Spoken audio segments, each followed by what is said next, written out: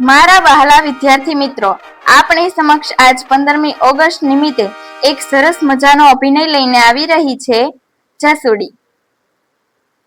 અરે જા, એમાં કઈ શરમાવાનું હોય, જા જા.